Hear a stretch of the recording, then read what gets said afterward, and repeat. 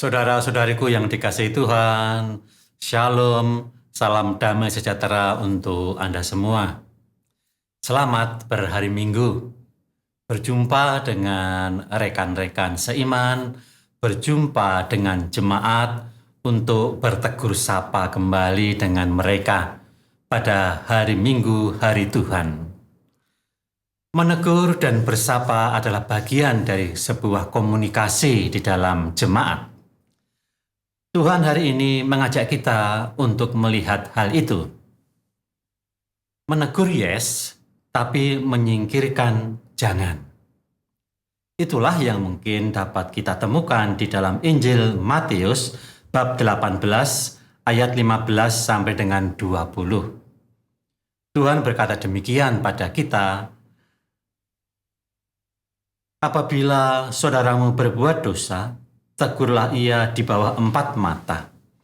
Jika ia mendengarkan nasihatmu, engkau telah mendapatnya kembali. Jika ia tidak mendengarkan engkau, bawalah seorang atau 2 orang lain, supaya atas keterangan 2 atau 3 orang saksi, perkara itu tidak lagi disangsikan. Jika tidak mau mendengarkan mereka, sampaikanlah soalnya kepada jemaat.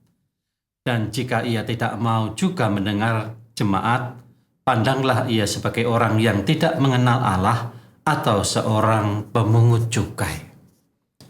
Kalau kita hanya membatasi perikop ini hanya setengahnya saja, kita akan mempunyai sebuah pemahaman seolah-olah orang yang tidak mau mendengarkan jemaat itu harus disingkirkan.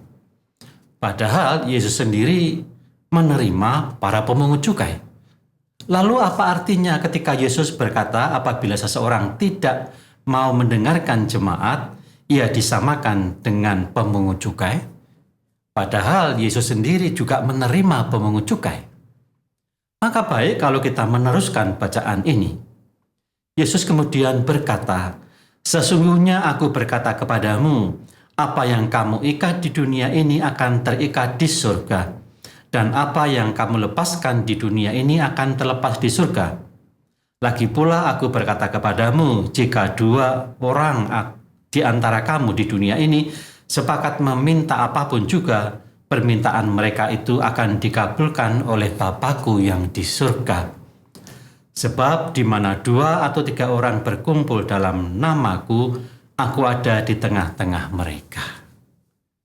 Jadi kata-kata menyamakan dengan seorang pemungut cukai tidak benar sebagai sebuah penyingkiran, tetapi justru sebuah ajakan untuk merangkul, untuk berdoa, untuk bersama-sama mendekati saudara itu untuk mendapatkan kebenaran. Doa adalah ikatan agar orang tidak semakin jatuh dalam kesesatannya. Menegur yes, tapi menyingkirkan tidak. Apabila itu terjadi, hendaklah kita berdoa supaya ia tidak jatuh lebih dalam kesesatannya, dan marilah kita terus-menerus tak jemu-jemu agar ia dapat kembali dalam komunitas kita. Amin.